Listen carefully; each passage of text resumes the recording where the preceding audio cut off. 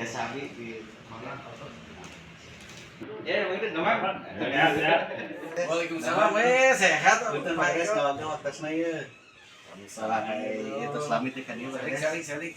Pemirsa, bersama saya kembali di program Ekotalk Sabah Desa. Kali ini saya jalan-jalan ke Desa Cikidang, di mana desa ini adalah salah satu desa yang sangat luar biasa yang berada di Kecamatan Lembang, Kabupaten Bandung Barat. Konon katanya desa ini adalah pusat sayuran dan memiliki ciri khas yang sangat luar biasa di desa ini. Kita akan berbincang-bincang langsung dengan Kepala Desa, Kang Heri. Beliau adalah sahabat saya, kakak saya juga, bapak saya juga. Ini alhamdulillah saya udah lama tinggal di sini Pak ya. Iya. Udah ada sekitar 2 tahun ya saya nggak kesini ya Pak. Iya, udah lama sekali. Lama sekali ya Pak. Aku datang ke sini deh. Alhamdulillah. Alhamdulillah. Bapak sehat Pak? Alhamdulillah sehat. Gimana keluarga sehat Pak? Alhamdulillah sehat. Hmm. Pak Eko juga gimana nih kabarnya? Alhamdulillah Sehat? sehat Pak. Eh, Ya Pak. Saya Gimana? ini Gimana, Pak? ngobrol-ngobrol ya Pak. Ah, Di program saya Sabah Desa ini Mm-mm. ya kita akan berbagi informasi dengan masyarakat luas tentang Desa Cikidang ini, karena Desa Cikidang ini bisa dikatakan desa yang sangat unik.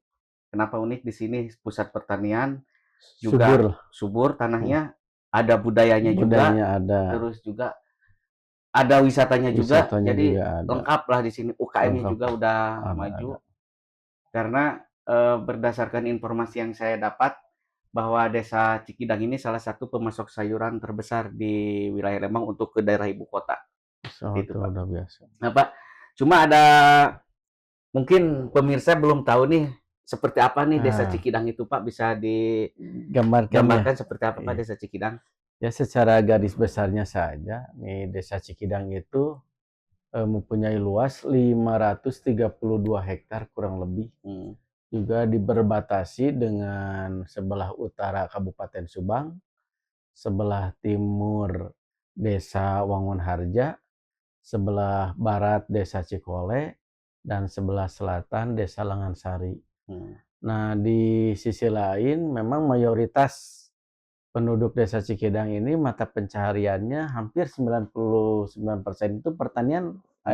Pertanian ya Pak. Pertanian juga ada juga di sisi lain selain pertanian, ya istilahnya UMKM lah.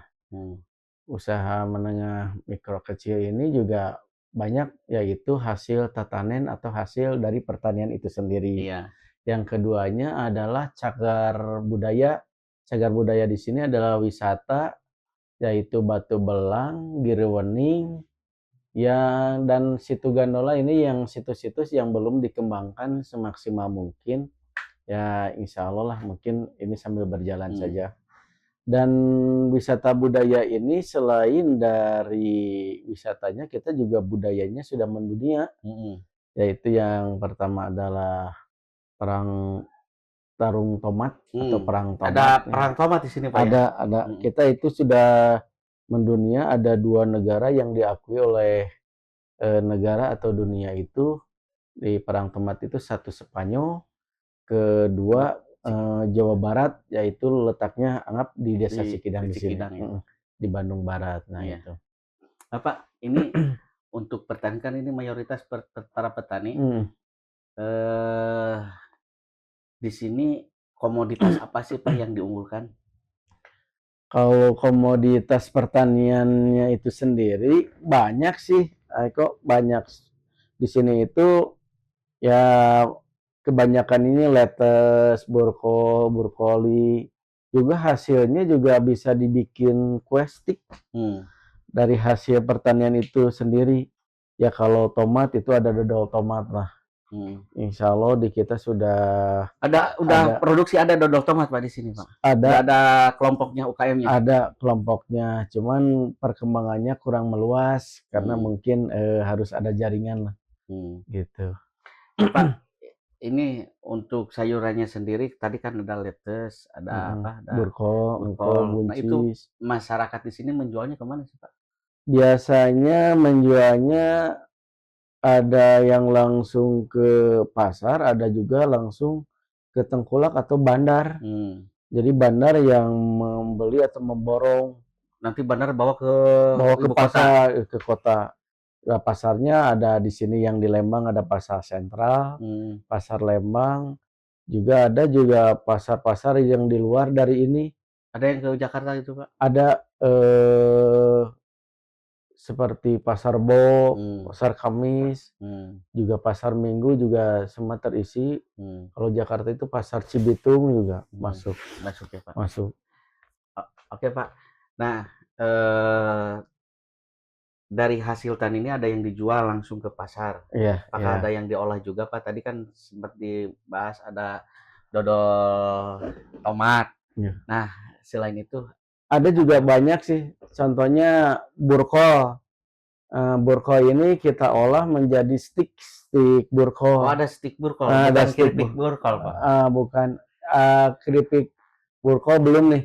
Belum. Kalau stick burkol sudah ada bunci, sudah ada di itu lokasinya di RW 04 itu. Dan ada juga dari pisang. Jadi kita ada goreng pisang yang tidak dibuang kulitnya. Nah, itu gimana, Pak? Itu rasa dan jualannya kemana? Itu kan biasanya kulitnya nggak ada, Pak. Itu kulitnya disatukan, dibikin gorengan. Pokoknya luar biasa. Kalau kita tidak melihat dengan prakteknya ya kita pasti bertanya-tanya Pernah kan. merasakan makannya? Pernah merasakan. Gimana? Dan enak, gurih dan renyah. Gurih. Ya. Jadi si kulitnya juga nggak basah? Nggak dibuang. Kulitnya dimanfaatkan juga, digoreng. Oh, digoreng juga. Digoreng goreng kulit pisang. Nah, gitu. Nah, untuk sebagai kepala desa, Bapak untuk ke UKM seperti apa? Ya kami yang namanya pemerintah mensupport luar biasa untuk perkembangan UMKM ini, terkait ya satu mungkin harus banyak penyaluran yang luar biasa untuk keluar, biar UMKM Desa Cikidang ini membludak atau diketahui oleh masyarakat luar. Ya contohnya jangankan di istilahnya di UMKM hasil pertanian, juga di budayanya juga. Selain itu kami juga mengembangkan di budayanya, sama-sama biar posisinya yang di luar itu mengetahui lah bahwa Cikidang ini memang mayoritas pertanian luar biasa. Nah, Pak, tadi disebutkan ada perang tomat, Pak. Iya benar, perang tomat. Kenapa, Pak, bisa ada perang tomat? Kenapa itu perang tomat gitu? Kalau di cek bahasa Sunda mah nyucup jalur lah. Asal-usul perang tomat ini dalam arti ruatan lembur atau puji syukurlah masyarakat itu sendiri dan menikmati hasil dari tetanen yang luar biasa. Nah, diadakanlah perang tomat. Perang tomat ini yaitu istilahnya agenda penciptanya memang luar biasa. Kami juga kepala desa yang menciptakan ini belum seutuhnya membaca historinya. Cuman yang jelas di Desa Cikidang ini perang tomat itu selalu diadakan setiap tanggal 10 Muharram atau ya bertepatan dengan ruatan lembur. Nah, Pak, kan di sini bukan hanya tomat tuh. Nah, kenapa nggak ada perang engkol gitu? Perang tomat itu. Kebayang Pak perang. Tadi kan ada burkol, perang pecah gitu, Pak. Betul. Kalau itu diperangkan pasti masyarakat pada ngambil. Gak bayar, Pak. Kan perang tomat dilempar-lempar ya, lempar. Namun perang engkol lumayan, Pak. Cuman itu di-cut dulu tuh kenapa perang tomat diadakan sementara tomat ini mahal. Nah, kita sebetulnya nggak mubazir itu. Nggak mubazir. Itu sebetulnya banyak orang yang berkata dan berkata-kata kok tomat yang bagus kok dilempar-lempar. Sebetulnya itu salah prediksi. Sebetulnya itu tomat yang istilahnya sudah tidak layak. Yang hasilnya itu tomat dari jualan pasar yang tidak terpakai, kita bawa ke sini. Itu sekitar tontonan lah. Kita menyiapkan tomat buruk itu. Gitu. Satu kali event berapa ton tuh Pak yang dibuang? Yang dipakai perang? Ya kalau dihitung-hitung sekitar Kalau di ini kan sekitar 20 ton banyak Nyampe ya. nyampe. Tomat itu dari warga berarti sumbangan ya. Tomat itu panitia beli tomat. dari hasil bandar yang istilahnya menjual sayuran ke pasar mana saja, dan pulangnya mengambil tomat yang buruk. Oh, berarti itu bukan tomat yang Bukan segar tomat yang ya? bagus. Kalau tomatnya bagus, ini kepala bisa B-nya. Apalagi tomat yang hijau. Jadi sengaja dipilih tomat yang itu ya, yang buruk, yang gitu. lembek gitu, yang jadi lembek, supaya kemarin biar pas dilempar cot, gitu. Pas dilempar cot gitu. Nah inilah cerot. artinya kan ada tomat yang buruk itu kan kalau udah dilempar kena muka, tapi kan di sana ada tudung, tameng, seperti piking. Kita lemparnya jadi aman, tidak istilahnya menjadikan kecelakaan orang tersebut. Yang ikutan perang ini? Yang ikutan perang tomat ini kalangan masyarakat bebas-bebas saja sebetulnya, cuman ada panitia yang istilahnya mengarahkan bahwa pertarung tomat ini harus dibagi dua kubu, antara kubu ini dan kubu ini. Baru setelah musik terdengar, namun sebelum perang tomat itu dilakukan biasanya ada ritual dulu. Ritual istilahnya mah sujud syukur kepada bumi. Artinya kita ke alam, namun bahasa Sunda nama kaleuweung. Di leuweung seolah-olah berdoa supaya orang di leuweung orangnya pasti aya. Ngan beda posisinya di leuweung teh sudah disiapkan tempat semaksimal mungkin.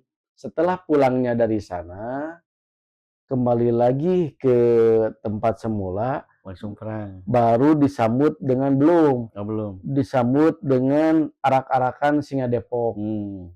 Singa Depok, Badingkut, dan Jaipongan. Nah, berarti ini perang tomat itu bukan hanya perang ya Pak? Bukan hanya jadi perang. ada ritual, perpaduan antara budaya dengan tadi perang tomat itu. Budaya sebetulnya yang luar biasa lah. Artinya waktu dulu ini memang kita ini Desa Cikidang ini kental dengan budayanya.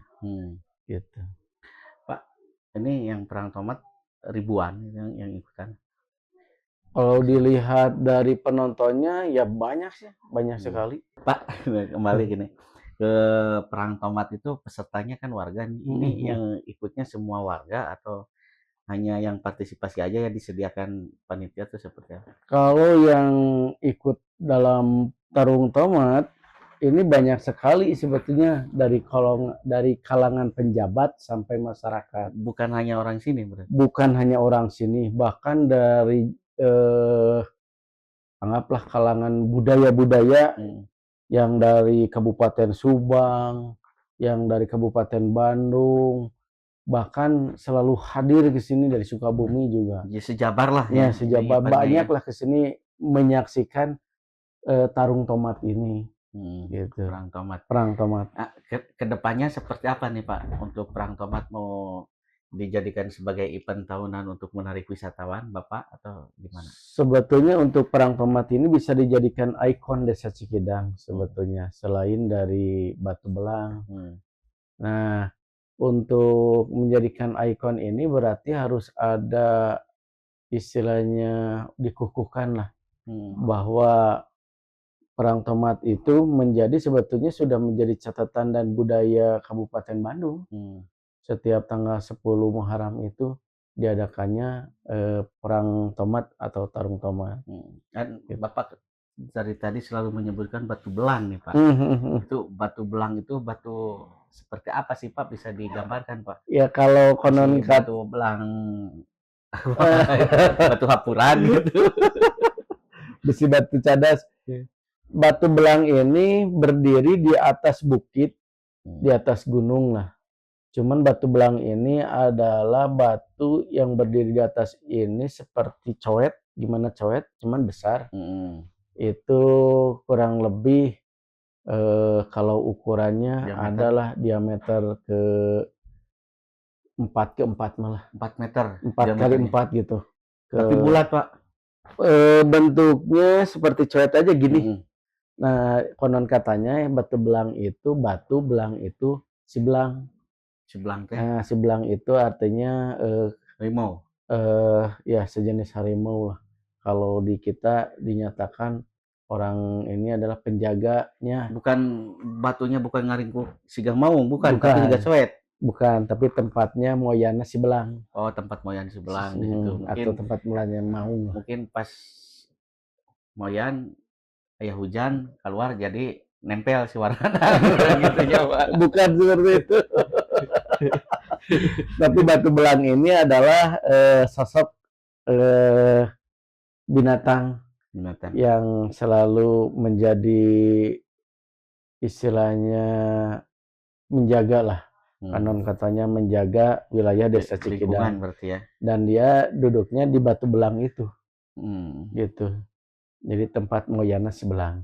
Sebelang ya, Pak. Matak disebut ya batu belang. Batu belang. Lamun batuna kereta api mah berarti lain batu belang. Ya. Batu coklat. Coklat. Cuman itu di perbatasan wilayah Subang. Oh, masuknya. Di ketinggian kalau ke daerah kita antara batu dengan tanahnya aman, tapi kalau ke wilayah itu tingginya sekitar kurang lebih 25 meter Kalau ke Subang ke bawahnya, bawah. betul. Karena hanya nempel saja batunya. Gitu, seperti itu. Pak, kembali ke UMKM. Nah, untuk UMKM tadi kan ada dodol tomat. Iya. Nah, ini bagaimana Bapak melakukan pemberdayaan terhadap para UKM ini, para perempuan kah atau para janda-janda kah gitu, atau seperti apa? Kemungkinan lagi mencari janda. Kalau dilihat dari UMKM ini memang hasil produktif daya pemikiran para kadar itu sendiri. Para kadar. Cuman ya kami dari pemerintahan mensupport yang luar biasa lah tentang istilahnya pemasarannya. Karena memang di sisi lain kami juga ini sudah dibuatkan atau dibikinkan atau sudah tercatat di UMKM atau di Ketua Tim Penggerak PKK Kabupaten Bandung Barat terkait UMKM, dan pernah di sana istilahnya apa ya, dipamerankan di Bandung Barat ini yang dari Desa Cikidang lah. Alhamdulillah itu dikategorikan juara kedua tentang UMKM Desa Cikidang dari pelepah pisang atau goreng pisang yang tidak dibuang kulitnya. Gitu. Pernah dapat bantuan, Pak? Kalau dapat bantuan UMKM kita belum sepenuhnya mendapatkan. Cuman kita juga berusaha dari pemerintahan desa itu sendiri mensupport biar istilahnya para UMKM Desa Cikidang ini menikmati bantuan di pemerintahan, ya istilahnya untuk meningkatkan ini apa ya, totalitas dari mulai harga atau dari mulai jenis yang digorengnya itu atau yang dikemasnya itu. Harapan ke depan Bapak nih untuk Desa Cikidang apa nih? Harapan ke depan untuk Desa Cikidang sebetulnya banyak sekali harapan, tapi insya Allah lah untuk harapan ke depannya itu Cikidang itu supaya selangkah lebih maju.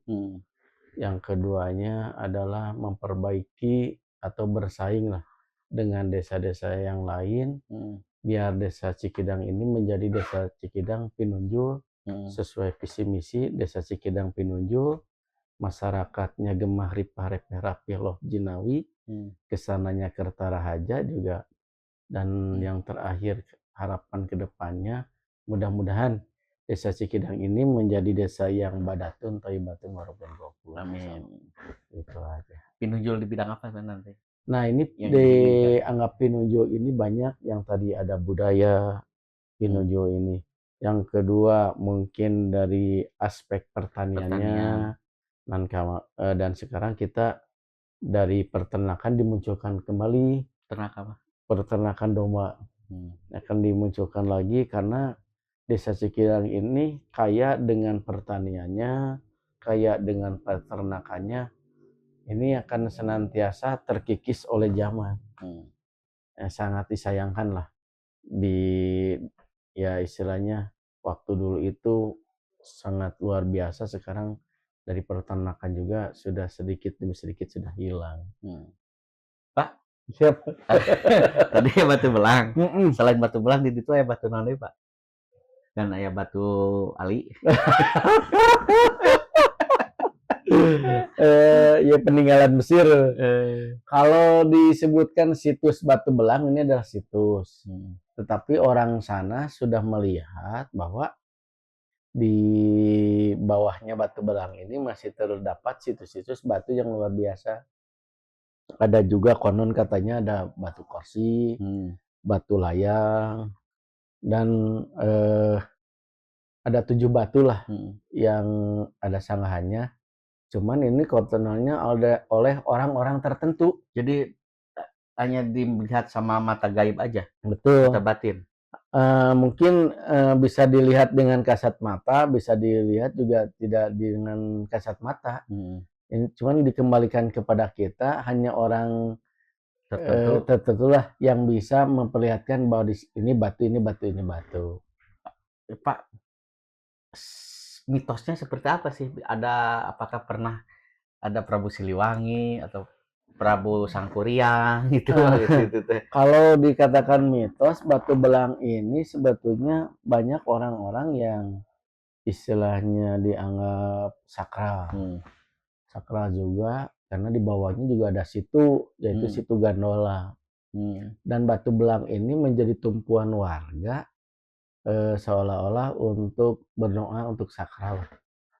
Artinya masih banyak budaya yang di kita masih istilahnya ritual budaya, ya seperti itulah, ritual budaya. Dan juga pernah mengatakan bahwa sesosok artis juga pernah ada yang ke sana. Gitu. Cuman kami belum menanyakan siapa artis tersebut, dan waktu dulu pernah ke sini. Kata istilahnya kalau dikatakan kuncennya lah. Gitu. Itu Pak, kan hanya orang tertentu bisa melihat itu. Nah, orang yang melihat itu, misalkan siapapun yang bisa melihat ini nanti akan dapat melihat kan nggak kelihatan ya. Kalau misalkan orang yang bisa melihat itu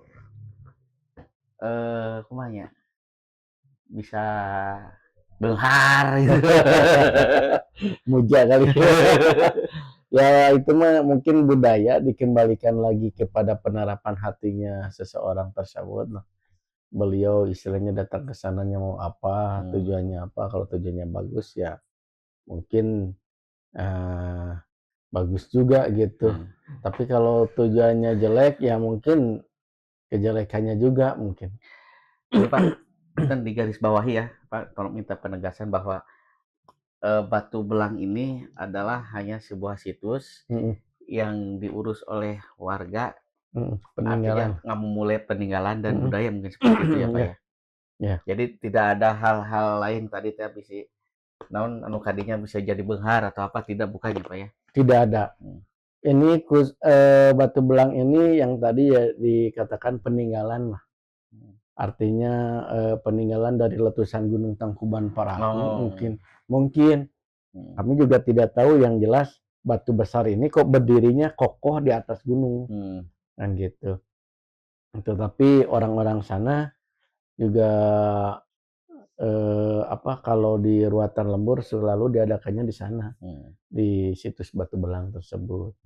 Nah, Pak, untuk perang tomat itu pelaksanaannya kapan sih Pak? Yang tadi dikatakan untuk perang tomat ini biasanya selalu diadakan setiap tanggal 10 Muharram. Nah, dari tanggal 1 Muharram ini para masyarakat sudah antisipasi, sudah persiapan. Nah, nanti saja Untuk kalau nggak salah ini tanggal 24 sekarang, 24 Juli. 24 Juli ini bukan hari yang Islamnya tapi tanggal kitanya Mm-mm. akan diadakan ritual seperti itu. Hmm. Lebih baik, kok kita ikuti aja Oke, nanti. boleh Pak. Nanti saya izin ke sana ya Pak. Boleh, siap Sekalian lagi pengen seperti. tahu lebih jelas perang tomat itu seperti apa. Oke. Oke pemirsa, baru saja saya Siap.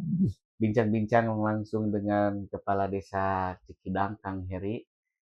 Banyak sekali hal-hal yang informasi yang didapat di desa ini, mulai dari budaya, potensi pertanian, kemudian UMKM, dan potensi lain yang ada di desa ini yang sangat luar biasa. Yang paling menarik adalah di Desa Cikidang ada salah satu budaya perang tomat. Ini adalah salah satu potensi lokal, budaya lokal yang mendunia. Karena berdasarkan informasi di Jawa Barat ini hanya Desa Cikidang, dan di dunia ini mungkin hanya ada 2, yaitu di Spanyol dan di Cikidang untuk perang tomat ini. Nah, perang tomat ini dilakukan adalah salah satu bentuk rasa syukur atas melimpahnya hasil tani di Desa Cikidang ini, karena ini adalah pusat pertanian tadi. Untuk perang tomat biasa dilaksanakan setiap tanggal 10 Muharram. Nanti kita akan langsung ke sana untuk menyaksikan bagaimana pelaksanaan perang tomat yang diadakan di Desa Cikidang yang sangat luar biasa ini. Saya Eko Setiono, jumpa lagi di edisi berikutnya.